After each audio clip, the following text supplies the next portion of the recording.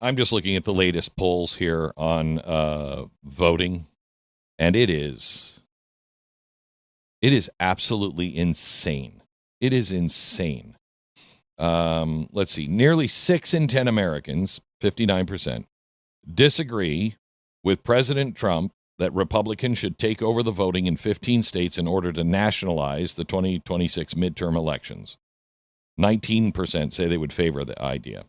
I'm with the 6 in 10. I don't think we should do that. I don't want to nationalize it. That's only going to lead to trouble, and that is not what the Constitution says. It's got to be run by the state. The federal government needs to oversee it. That's also in the Constitution. But I don't like nationalizing elections.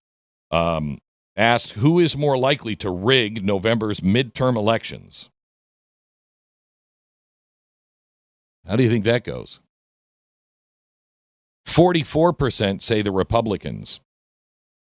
33% say the Democrats. 11-point margin. Wait, it gets worse. Far more Americans disagree, 50%, than agree, 34%, with the statement, Democrats bring undocumented immigrants to our country to vote and help them vote illegally. Republicans agree, 73%, rather than disagree, 11%. Americans are more divided over the question whether fraudulent voting by undocumented immigrants is rare and it does not influence the outcome of elections. 42% agree. 36% say it is common and it does influence the outcome of elections. And then they split right down the middle when asked the same question about fraudulent voting, mail-in voting. Okay, 40% to 40%. Far more Americans say they would favor, 62%, than oppose, 23%, requiring proof of citizenship. The number is 62 now. Usually in the form of a passport or a birth certificate in order to register to vote. Nearly all Republicans, 89%, favor the idea. Democrats are divided. 39% now in favor, 45% opposed. That is completely different than what we have been seeing. Making it harder to vote by mail, 46% opposed, 38% favor. Making it harder to vote early in person, 57% opposed, 21% favor. Banning or cutting back on mail-in ballot drop boxes, 42% opposed. Shortening the early or absentee voting period, 41% opposed. I don't believe this. I just don't believe this. I find this really hard to believe. But if those numbers are true, I mean, you're going to see this is what they're going to go after. If they try to, drag this, vote out, this is what they're going to go after. They're going to go after, the Republicans are rigging it, blah, blah, blah, blah, blah. So far, that's not working. If this is true, maybe it is working, but this just doesn't feel right to me because it's too much of a swing. But God only knows America changes on a dime. Now, John Cornyn is warning that there is going to be a GOP massacre. John Cornyn, of all people. A GOP massacre if Texas votes for Ken Paxton as the AG. He wins the primary. He says it's going to be a massacre. Okay, I'm not listening to you, John Cornyn. I'm not listening to you. You are the reason the GOP is going to be massacred all over the country. Not Ken Paxton. Now, that's a separate issue. Maybe, maybe not. But I'm not listening to John Cornyn tell me anything about what the Republicans can do because it's people like John Cornyn that has gotten the Republican Party where it is. Remember, Donald Trump is not a Republican. He's not a Republican. He is a guy who's turning the tables over. He's not going with Republican policies. He's spent the last 10 years trying to get enough momentum so he can actually change. Republican policies are, let's go to war. Let's spend even more money. I mean, it's all progressive. It's all progressive. And John Cornyn is one of the main leaders of that. So please, give it a rest. Republicans This time around, if they don't stand for the things that they've told us they were going to do, and I'm telling you, the SAVE Act is one of them. It's critical. Look at what you've already done. Look at how you've handled the Epstein thing. You think that helped you? You're not only risking the midterms, you're risking the party. If you keep pretending that procedure is principle, you're going to help lose the republic. And this time, if you fail this time, you're not going to be just blamed by the left. You're going to be blamed by your own voters. It's going to happen, John. Your own voters, they've had enough. You will be blamed by your own voters, and you'll deserve it. Look at the difference between John Cornyn. How long has he been in office, and what has he accomplished? Look at the difference. President Trump comes into office. He moved like a man who understood the clock was ticking. Executive orders. Why? Because he couldn't get Congress to move. Regulatory rollbacks.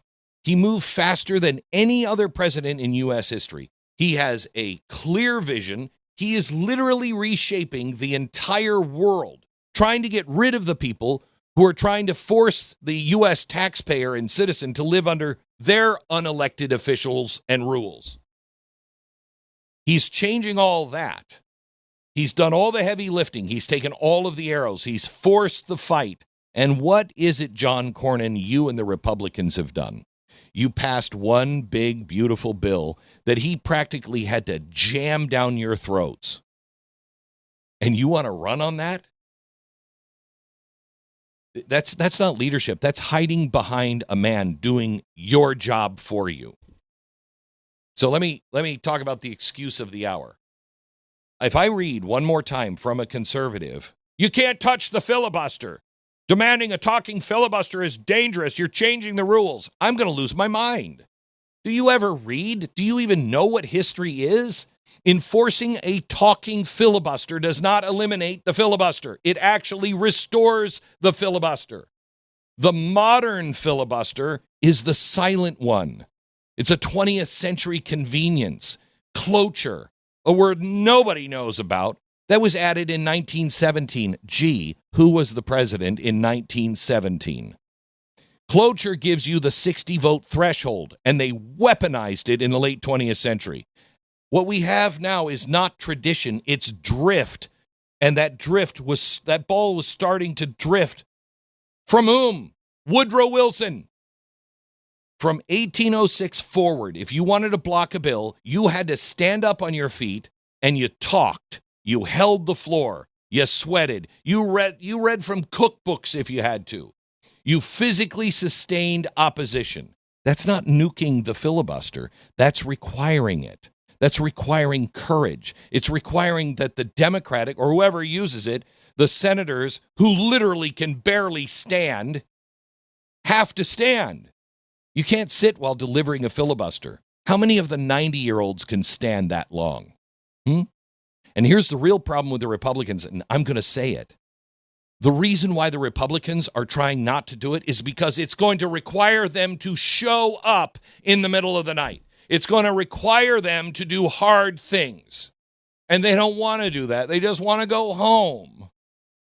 Historically, the talking filibuster was used to delay banking legislation in the 19th century. It was used during World War I. It was infamously used by the Southern Democrats to try to stop civil rights legislation, and they did in the 50s and early 60s.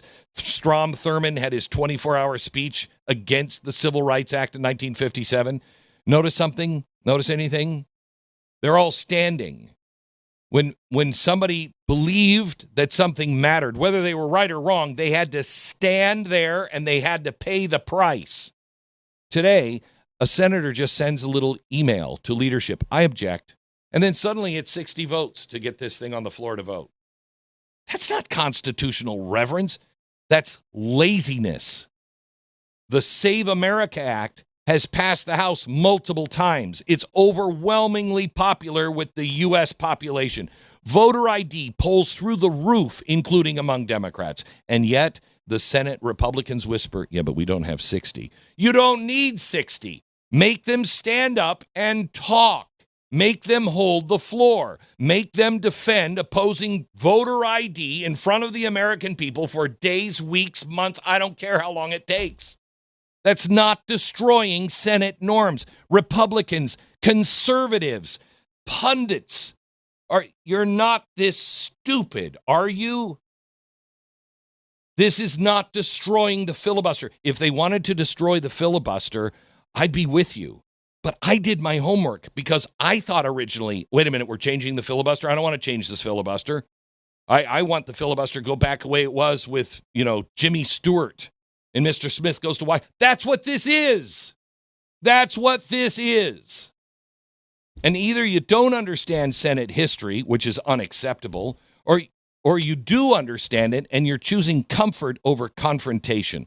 Both are failures. Meanwhile, what do the voters who want to vote Republican see? Republicans joining Democrats on bloated appropriations. Millions for gender transition clinics while you're telling us you're against it. Billions for refugee resettlement. A refusal to strip pork. Votes to protect activist judicial judges. Votes to protect agencies that Americans now see as ideological enforcement arms. And then, of course, we get the speeches on fiscal discipline. You think the voters are stupid. They're not stupid, and they're growing pissed. They see the stall tactics. They know what it is. They see the spending. They know what it is. They see members who are more afraid of a nasty op-ed in the stupid Washington Post than a primary challenger back at home. And here's the fatal miscalculation, John Cornyn and all you like him. Republican voters are done being managed. They're done being told to wait. They're done being told, well, now is not the time. When is the time? We're done watching the left use power ruthlessly, while we don't even want to use anything that's legal. If Republicans lose the majority, you are going to be blamed by the left for extremism. If you lose your base, you're going to be blamed by constitutional conservatives for cowardice. Go ahead, cowards. When you're blamed by both the left and the right, history tends to be a little unkind to you. This is bigger than one bill. This is truly about whether the Republican Party still believes it's an instrument of constitutional government or just a speed bump in front of progressive expansion. Trump has done all of your heavy lifting. He's taken the hits. He's reset the board. Now the question for you is simple. What did you do other than protect procedure, other than protect comfort, other than protect incumbency? It's not too late, but I'm telling you, the clock is ticking. There's time before November. Reconciliation exists. Talking filibusters can be enforced. Spending can still be cut. The SAVE Act can be forced to the floor, and you can win, but that requires energy, backbone. It requires senators who are willing to sweat on the floor instead of sweat in the green room explaining why nothing can be done. Because here's the reality.